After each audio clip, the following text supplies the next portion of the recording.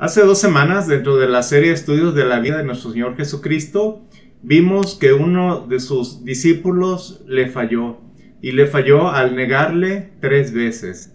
Este discípulo fue el apóstol Pedro. El día de hoy, el estudio que vamos a ver otro discípulo que cometió otro grave error, y el estudio tiene como objetivo, cuando fallamos, arrepentirnos y pedir ayuda de Dios para no volver a hacer lo mismo. El discípulo que vamos a hablar hoy es el discípulo Judas, que entregó al Señor Jesucristo. Vamos a orar para pedir la bendición de Dios antes de iniciar con el estudio. Dios eterno, oramos en esta mañana para pedir tu bendición. Pedimos, Señor, que nos bendigas en este estudio. Pedimos que tu Espíritu Santo sea nuestra guía y nos dé el entendimiento. En el nombre de Cristo oramos. Amén. Vamos a leer en Mateo 27, versículos del 1 al 5. Vamos a ver acerca de este otro discípulo de Cristo que cometió un grave error. ¿Y qué hizo? Este discípulo de nombre Judas, ¿qué hizo cuando vio que nuestro Señor Jesucristo había sido condenado? Vamos a leer Mateo 27 del 1 al 5. Muy de mañana, todos los jefes de los sacerdotes y los ancianos del pueblo tomaron la decisión de condenar a muerte a Jesús. Lo ataron, se lo llevaron y se lo entregaron a Pilato, el gobernador. Cuando Judas, el que lo había traicionado, vio que habían condenado a Jesús, sintió remordimiento y devolvió las 30 monedas de plata a los jefes de los sacerdotes y a los ancianos. He pecado, les dijo, porque he entregado sangre inocente, ¿y eso a nosotros qué nos importa? Le respondieron, allá tú. Entonces Judas arrojó el dinero en el santuario y salió de allí. Luego fue y se ahorcó. Vemos en el versículo 3 lo que hizo este discípulo de Jesús de nombre Judas. Dice que él tuvo remordimiento y devolvió la paga de 30 monedas que recibió por parte de los sacerdotes por traicionar al Señor Jesucristo. ¿Y cuáles fueron las palabras de Judas en el versículo 4? Pues él vio su grave error y dijo, he entregado sangre inocente. Él reconoció que el Señor Jesucristo no había cometido ningún pecado, él era inocente de todo lo que le acusaban y él lo estaba reconociendo aquí en el versículo 4. ¿Y cómo respondieron los jefes de los sacerdotes? Ellos, indiferentes, le dijeron, ¿y a nosotros qué nos importa? Allá tú. Ya no tuvieron interés de escuchar a Judas y atender su petición, sino todo lo contrario, lo que ellos deseaban, que era aprender, detener al Señor Jesucristo, ya lo habían logrado. Por lo tanto, ya no les importaba Judas. Y tristemente, ¿qué hizo Judas? Bueno, vemos que Judas arrojó el dinero en el santuario, ya no lo quiso, y salió de allí. Y tristemente, él salió de ahí y fue a ahorcarse, fue a quitarse la vida. A diferencia de Pedro, que cuando él reconoció su grave error, dice la Escritura que él lloró amargamente, y vemos también todo el ministerio de Pedro, obedeciendo al Señor Jesucristo en ir y compartir el Evangelio. Incluso Pedro lo hizo hasta que él fue asesinado.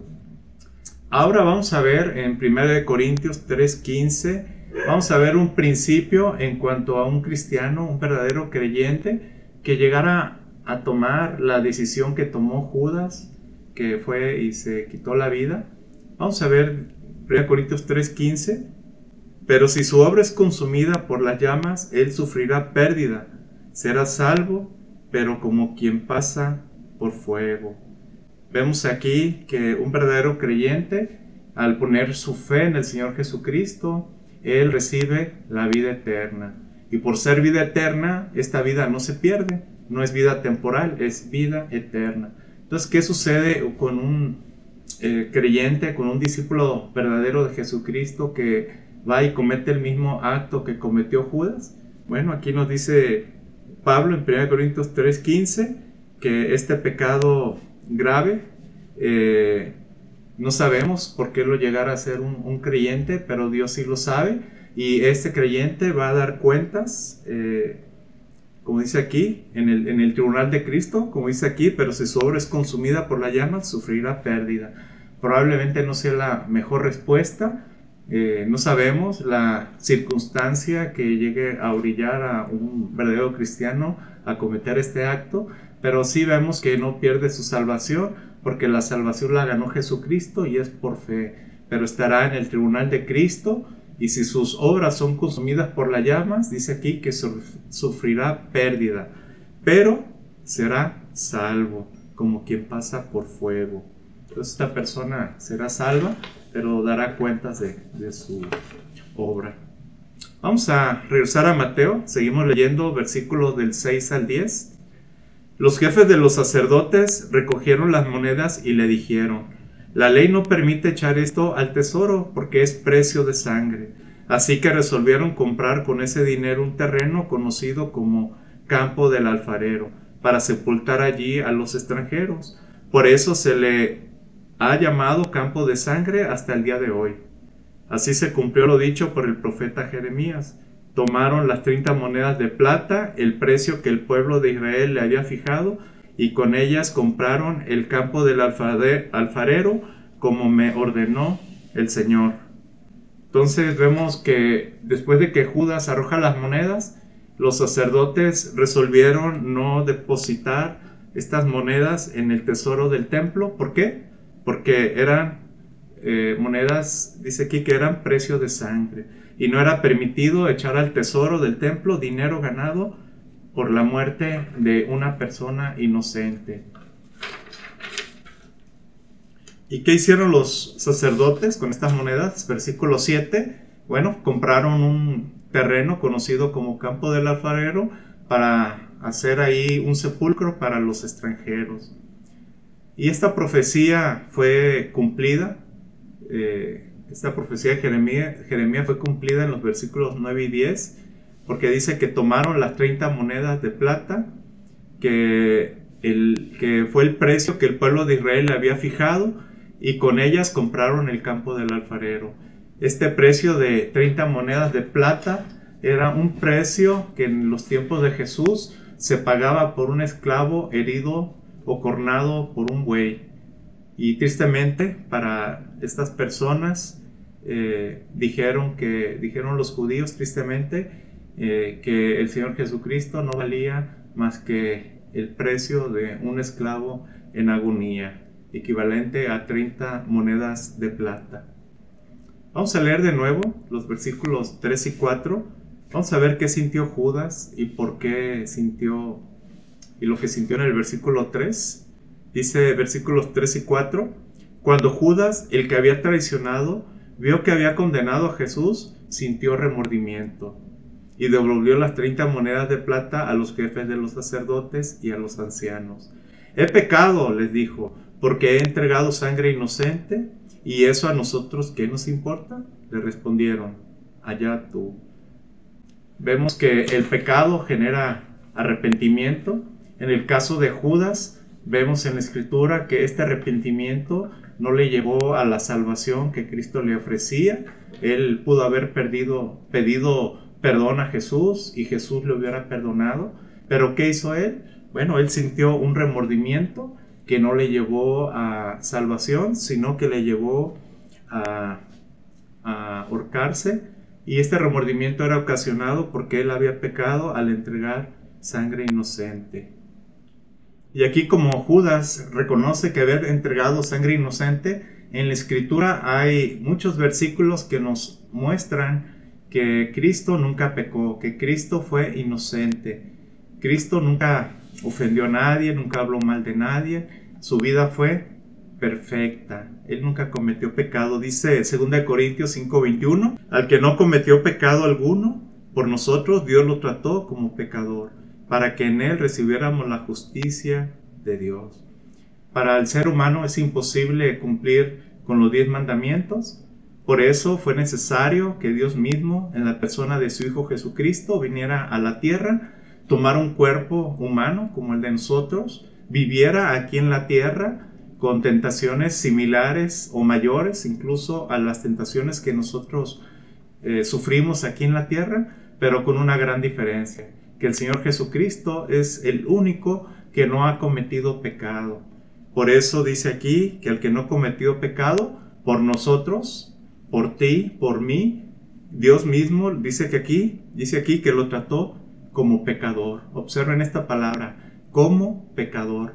Lo trató como pecador porque Dios nos concede el perdón de nuestros pecados a través de Jesucristo. Quien no cometió pecado, pagó el pecado, pero si Él no cometió pecado, ¿qué pecado pagó? Claro, pagó mi pecado y pagó tu pecado. Y pagó el pecado de toda aquella persona que confía en Jesucristo. Para que, dice al final este versículo, para que en Él, en Jesucristo, recibiéramos la justicia de Dios. Por eso es tan importante esta decisión. Te invito, te ruego que en esta tarde, si no has recibido al Señor Jesucristo como tu Señor y Salvador, hoy es el tiempo que te arrepientas genuinamente de tu pecado, que lo abandones, no lo quieras volver a practicar, y confíes en el Señor Jesucristo para el perdón de tus pecados. Al que no cometió pecado, Dios lo trató en nuestro lugar como pecador para que recibiéramos la justicia de Dios, el perdón de nuestros pecados.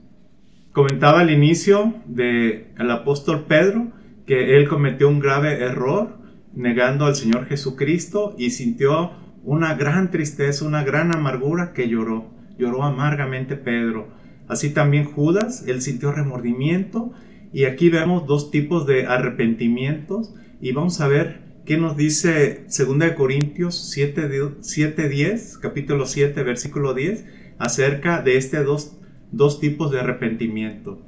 Dice, la tristeza que proviene de Dios produce el arrepentimiento que lleva a la salvación, de la cual no hay que arrepentirse, mientras que la tristeza del mundo produce la muerte. Aquí vemos que la tristeza que proviene de Dios, ¿qué produce? Produce el arrepentimiento que lleva a salvación. El arrepentimiento que sintió el apóstol Pedro y que le llevó a la salvación, que le llevó a que Jesucristo le perdonara sus pecados. Y el otro arrepentimiento es la tristeza del mundo que produce la muerte. Arrepentimiento, tristeza, el que sintió Judas, y vemos las consecuencias, cómo terminó tristemente la vida de Judas. Él tuvo un arrepentimiento que le produjo la muerte, y no solamente la muerte física, sino recordemos que la Escritura también habla de una segunda muerte, la segunda muerte espiritual, que habla ahí en Apocalipsis, que es el lago de fuego y azufre que Dios ha preparado para todos aquellos pecadores que han rechazado al Señor Jesucristo y que sus nombres, por consecuencia, no están escritos en el libro de la vida, donde están los nombres de aquellas personas que son salvas gracias a su fe en Jesucristo. Y ahora quiero hacer una pregunta para que reflexionemos. ¿Por qué creen que la tristeza del mundo, en lugar de producir el arrepentimiento para vida, produce la muerte? ¿Ustedes qué opinan? ¿Qué piensan en cuanto a esta pregunta?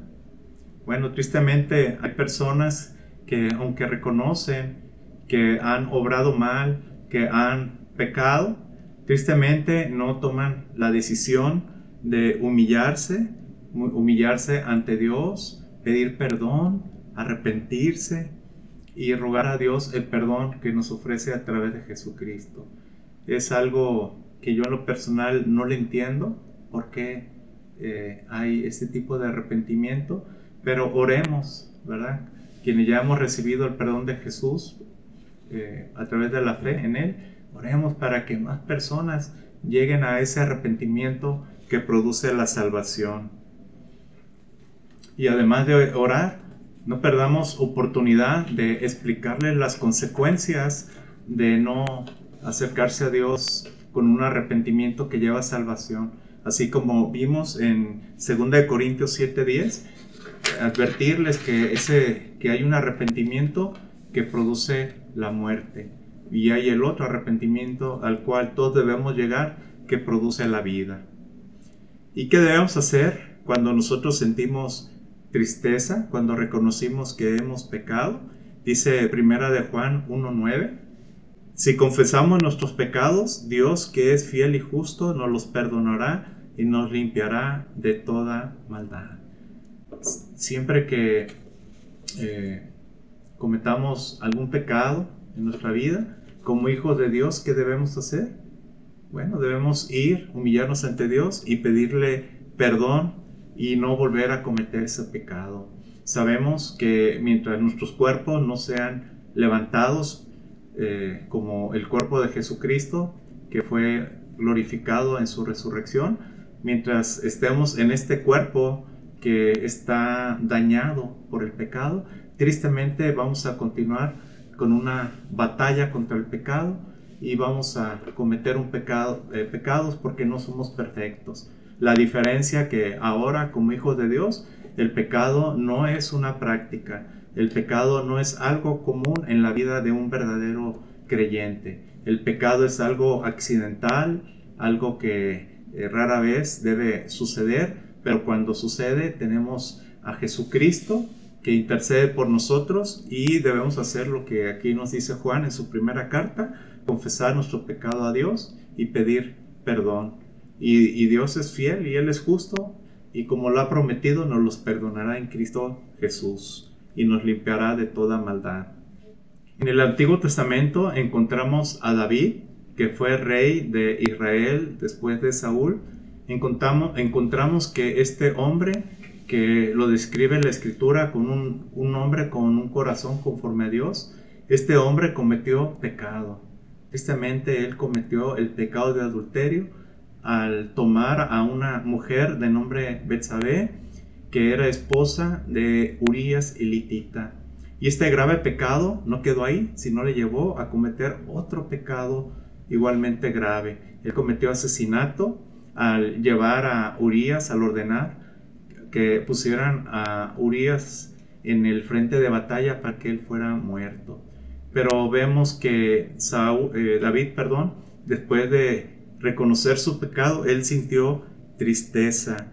Y podemos ver en el Salmo 51, versículos 1 y 2, que pidió David cuando él tenía tristeza por el pecado que había cometido. Dice el Salmo 51, versículos 1 y 2: ten compasión de mí, oh Dios, conforme a tu gran amor, conforme a tu inmensa bondad, borra mis transgresiones, lávame de toda mi maldad y límpiame de mi pecado. Vemos cómo David reconoce su pecado y va y se humilla delante de Dios y pide perdón. Pide a Dios que borrara sus transgresiones, que lavara toda su maldad, que le limpiara de su pecado. Y para no volver a pecar, David no quería volver a ofender a Dios. ¿Qué pide en el versículo 10? Crea en mí, oh Dios, un corazón limpio y renueva la firmeza de mi espíritu. David no quería volver a pecar contra Dios y le ruega que creara en él un corazón limpio y que renovara la firmeza de su espíritu. Para terminar este estudio, quiero preguntarte, ¿qué aprendimos hoy de este estudio que podemos aplicar? Bueno, aprendimos muchas cosas. Aprendimos los dos arrepentimientos, uno que lleva a la vida y otro arrepentimiento que produce la tristeza, que conduce a la muerte. Y pues debemos, como hijos de Dios, si pecamos, si sentimos esa tristeza, debemos acudir humillados ante Dios y confesarle nuestro pecado y pedirle perdón a Dios en el nombre de Jesucristo, y Él, que es fiel y justo, nos lo perdonará. Y también, ¿qué podemos hacer? Bueno, ir y hablarles a los demás de estos dos tipos de arrepentimiento que produce el pecado en las personas, y que sepan que hay un arrepentimiento que lleva a la vida eterna, que es el arrepentimiento que todo mundo debe sentir, que todas las personas deben decidir por el arrepentimiento que lleva a la vida eterna a través de la fe en el Señor Jesucristo. Y también que sepan que hay arrepentimiento como el de Judas, arrepentido por las consecuencias del pecado, que no produce la vida, sino produce lo contrario, produce la muerte. Oremos. Señor Jesús, en esta mañana damos gracias por tu palabra.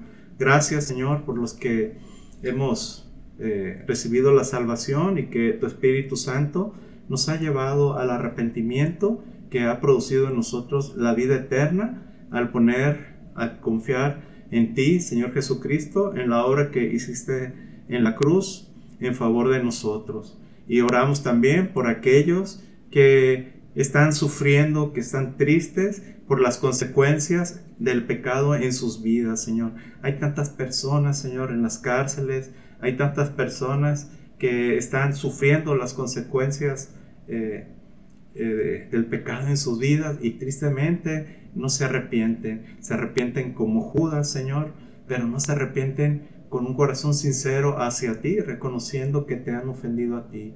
Se arrepienten por las consecuencias del pecado en sus vidas. Oramos por ellos, por la salvación, y oramos para que tú nos permitas, Señor, compartirles este mensaje, que tú pongas en nosotros las oportunidades de a quienes debamos ir y compartirles este mensaje. Gracias, Señor, por la salvación que tenemos en Cristo, y gracias por este hermoso tiempo que hemos podido compartir. En el nombre de Jesús oramos y te agradecemos. Amén.